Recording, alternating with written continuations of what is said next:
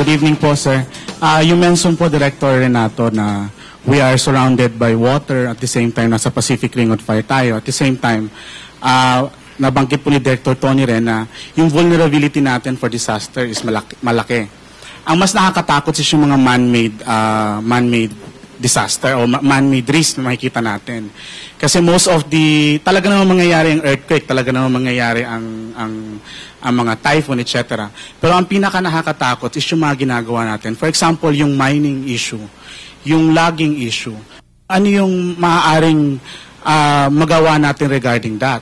Yung mga natural hazards, mangyayari yun. We cannot avoid because we're here in the Philippines.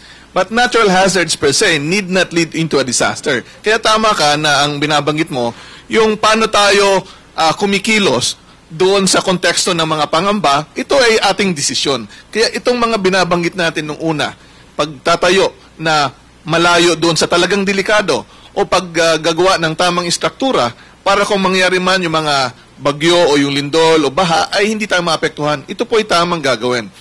In fact, I'd like to correct the natural plant issue. No? Dapat sa konteksto natin yan kasi may mga, minsan namamali ang scientific facts versus argument against that or for. No? So, tama din, science-based din po dapat ang ating pamamaraan sa pagre-responde para dito sa iba't ibang natural hazards.